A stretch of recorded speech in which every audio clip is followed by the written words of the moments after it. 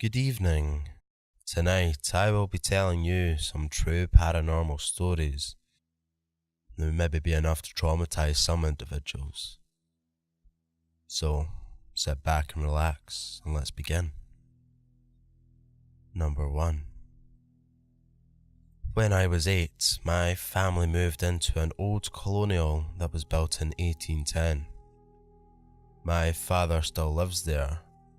Until I was 17, every night before I fell asleep I would feel pressure next to me as if someone sat down in the bed.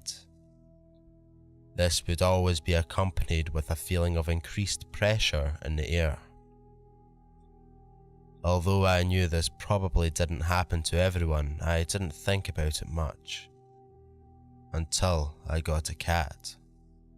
He was a present for my 12th birthday. Each night, he would sack out on the bed near my feet. Each night, he would bolt from the dead sleep and glare at something in the doorway before hightailing it out of there. A few moments later, the pressure would return. Again, well, this was a weird thing to happen. I didn't really question it. Maybe the cat was just neurotic. I didn't talk about the nightly occurrence to anyone. However, I did refer this feeling, presence, what have you, as Charlotte. I don't know why. So one day in the summer when I was 13, an elderly man and his middle-aged daughter pull up to our house and explain that the father lived in the house with his aunt while he was a boy, and that he raised his family there for a few years. They had been visiting family in the neighbourhood, and they wondered if they could take a tour for old time's sake. My mum said sure. She, my sister, and I led them around the house, and they recalled different memories. Afterwards, my mum asked them if they remembered strange occurrences or stories about the house. Like ghosts? The old man asked and chuckled. His daughter became very quiet and said firmly, "It's not funny, Dad." The man explained that everyone who slept in one bedroom felt a little unsettled, and his daughter interrupted to say that she always felt as if someone sat on the edge of the bed as she tried to go to sleep. Her father said they used to joke that it was just his aunt looking out for them, his Aunt Charlotte. This confirmed what I had never admitted to myself. I had a freaking ghost that basically tucked me in at night for the previous 5 years. Still, going to bed was never freaky or scary. I just tried to ignore the feeling when it came. Until one night when I was 16, my parents had been going through a weird patch in their marriage. I was feeling depressed, and in general, it was a weird year. I went to bed. After about 20 minutes, the cat took his typical bolting exit from the bed, and I felt the familiar pressure on my side. Then I felt a hand brush through my hair. Then I ran straight downstairs to the living room where my mum was dozing. She woke up when I burst in the room, saw my face and asked what was wrong. I told her I had a nightmare and left it at that. I spent a week sleeping in the guest room. When I got the nerve to go back to my room, I was nearly asleep when I realised I didn't feel the pressure next to me. I did feel pressure in the air.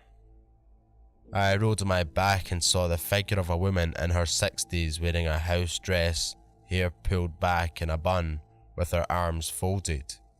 She was looking right at me, very concerned. When I found my voice, she disappeared. I said out loud, "I don't care if you stay, but I can never, ever, ever see you again." I never did. However, a few years later, after my parents divorced and my dad moved in with his girlfriend and her 4-year-old son, I wasn't really surprised when she told me her little boy said a lady named Charlotte told him stories at night. Number 2. My mother had a large Shirley Temple doll when she was little, whose eyes, she says, followed her. Literally. She hated that doll and it ended up buried somewhere, only to resurface when she was much older. She would not tell me the rest of the story until I begged her, and she made me promise not to ask my aunt about it, and to not mention it again after she had told me. She gave the doll to my cousin. Why she did this, I can't imagine. She says that she had convinced herself that she was imagining things as a child. But seriously? Anyway, my cousin is playing with the doll one day when my aunt comes in and finds the doll talking to my cousin. So, she promptly freaks the fuck out and takes the doll away. So my uncle buried it in pieces and it continued to laugh up a storm. That shit is evil, and I asked my aunt about it against my mum's wishes, and she simply said, I don't want to talk about it. Number 3. My mother worked in a daycare that had been taken over the wing of an old school, and the building is notoriously haunted with the ghost of the school's namesake and founder, Colonel Walker. The attic of the building was used as a storage for the daycare, and many people reported small, fairly unobtrusive events while being up there. Things like boxes shifting around behind you, drawers opening on the other side of the room where you were, curtains suddenly moving, and the feeling of someone else being in the attic with you. But the kids were the most in tune, it seems. I know that lots of the kids talked about the old man at the daycare, which was staffed entirely by women. And I have definitely seen the kids react by all at once looking to the door as if someone entered the room when no one had. Personally, I always felt as if someone was walking directly behind me whenever I had to go from one end of the hallway to another. And sometimes I would hang out in the kitchen waiting for my mum to finish up work for the day while I finished my homework or something. I often felt like someone was there with me. I spent a lot of time there, especially in the summer when school was out, helping around the daycare. The most famous piece of evidence of Colonel Walker's ghost was a picture taken at Halloween of all the kids in their costumes. Right in the back, standing behind the children and looking straight at the camera, is the watery and somewhat blurred face and upper body of an older man. Like you don't even have to squint or tilt your head to make out that it is there. Now I know that it could have been some bleed from some other photos or something, but I think given all the other evidence, it seems they got the colonel on camera. Number 4. About 10 years ago, my 3-year-old son and I moved into a new house. Well, it was new to us, but it was actually a very old house. The inside of the house always seemed to be just a little darker and a little colder than it should be. I had noticed that the first time I went to view the house, but as it was summer I figured it would save on cooling costs. Soon after we moved in, a friend of mine came by. We were sitting and talking for a few minutes, but she seemed uncomfortable the whole time. Then I saw in her face that something in the other room caught her attention.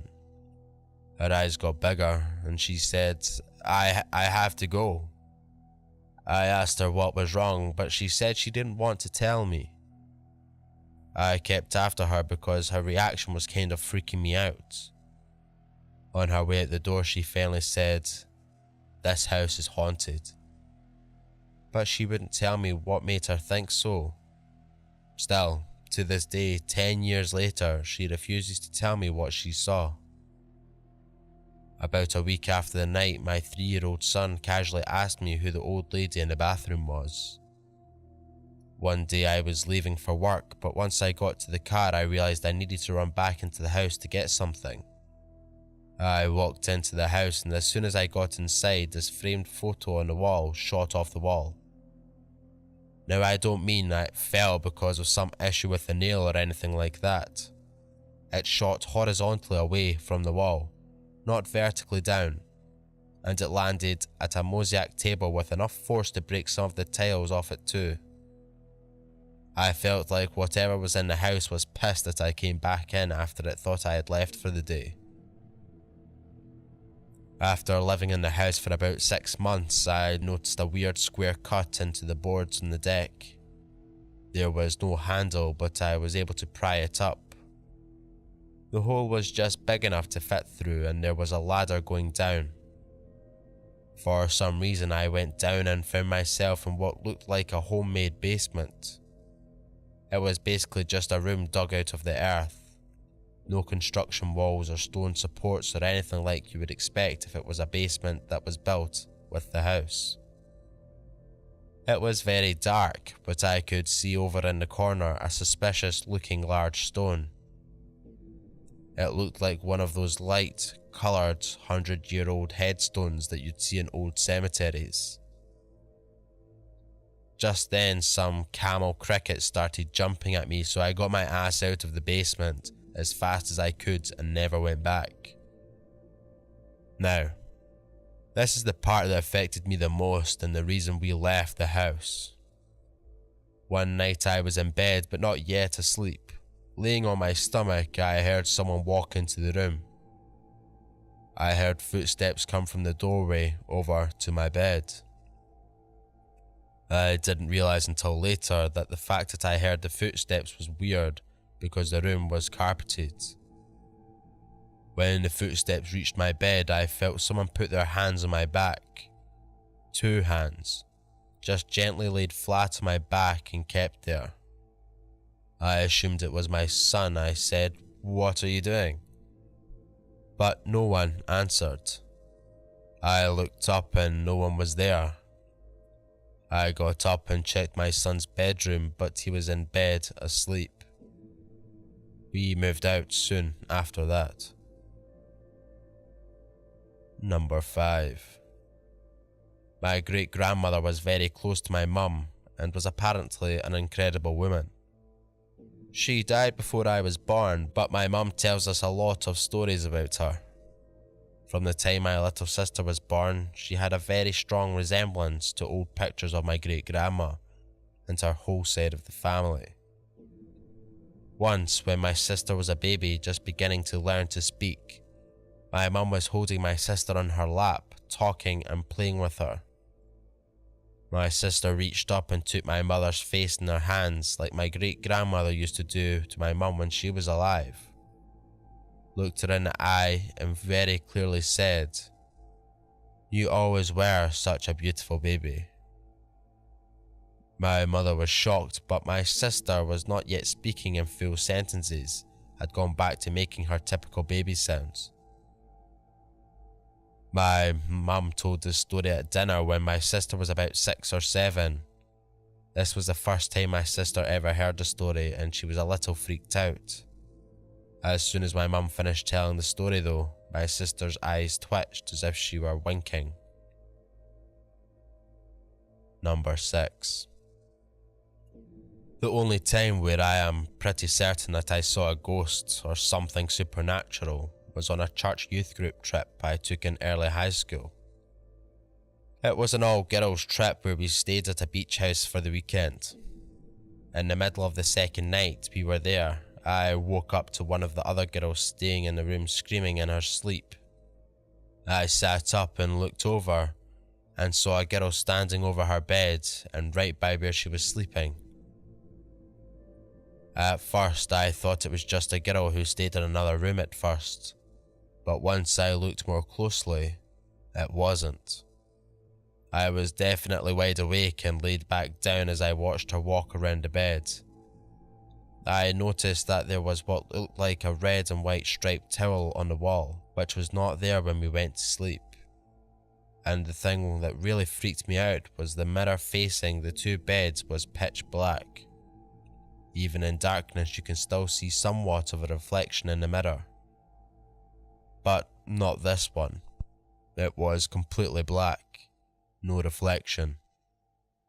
The girl noticed that I was looking at her. She turned around and made the nastiest, snarliest face at me. I still remember the slits of her eyes giving me that evil glare. My entire body ran cold and I began to shake as I started screaming that there's a ghost. This doesn't wake up the girl who was shouting in her sleep, but it does wake up the other two in the room who say, "Go back to sleep." The ghost girl doesn't disappear. She stands there placidly at the end of the other bed and watches us as one girl tells me to calm down. I start crying and hide under the covers until I manage to fall asleep. In the morning, I was so relieved to wake up and see the mirror back to normal and no towel hanging on the wall. Of course, I am all ghost. There was a ghost in the morning, to which I received rolled eyes and chidings of "Christians don't believe in ghosts, and you shouldn't either." Fuck that. You need a better reason than that. One of the girls who I woke up starts laughing, saying she thought it was so silly of me. I run through my story. Creepy girl, black mirror, red and white towel on the wall. At the mention of the towel, she stops and gives me a funny look. A look that clearly said to me that she did see something when I woke her up. I didn't say anything, but after that, if my ghost was brought up, she quickly changed the conversation. That's all for this one. If you did enjoy, please leave a like and comment. Let me know what story was your favourite. If you're new, please subscribe. It would mean a great deal and it would help my channel out a lot. Got something big planned for 1K. You can check that out on Twitter. I've been talking a bit about it. Yeah, thanks for listening. I hope you'll have a wonderful evening.